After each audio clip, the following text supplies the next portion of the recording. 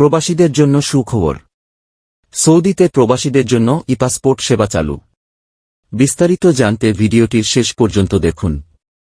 ই-পাসপোর্টে দুয়ার খুলল সৌদি প্রবাসী বাংলাদেশিদের জন্য। জেদ্দাস্থ বাংলাদেশ কনস্যুলেট জেনারেল থেকে তারা ই-পাসপোর্টের জন্য আবেদন করতে পারছেন।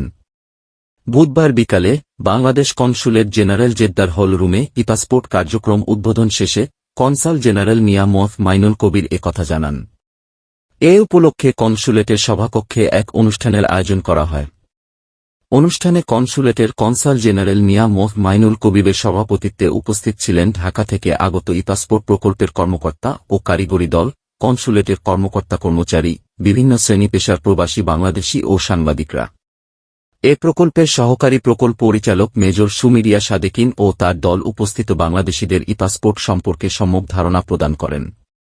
তিনি বলেন, আবেদনকারীরা ৫ বছর বা ১০ বছর মেয়াদের জন্য আবেদন করতে পারবেন এবং আবেদন প্রাপ্তির ১ মাসের মধ্যে ই-পাসপোর্ট সরবরাহ করা সম্ভব হবে। কনসাল জেনারেল তার বক্তব্যে বলেন, সৌদি আরবে বাংলাদেশের ৪-৭তম মিশন হিসেবে ই-পাসপোর্ট সেবা কার্যক্রম চালু করা হল।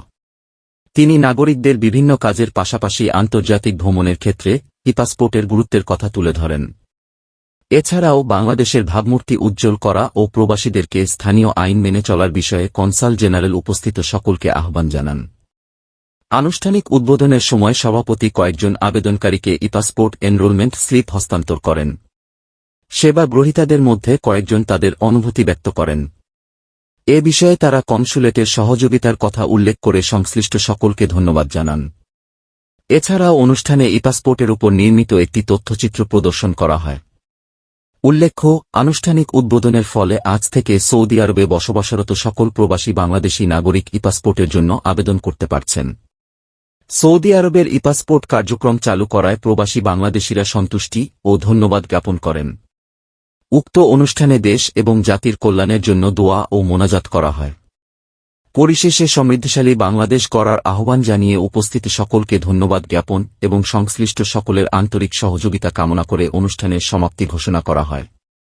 আনুষ্ঠানিক উদ্বোধনের সময় মাইনুল কবির কয়েকজন আবেদনকারীর ই-পাসপোর্ট স্লিপ হস্তান্তর করেন। ই-পাসপোর্টের আবেদনকারী সেবা গ্রহীতাদের মধ্যে কয়েকজন এ সময় তাদের অনুভূতি ব্যক্ত করেন। এ সময় তারা কনস্যুলেটের সহযোগিতার কথা উল্লেখ করে সংশ্লিষ্ট সকলকে ধন্যবাদ জানান।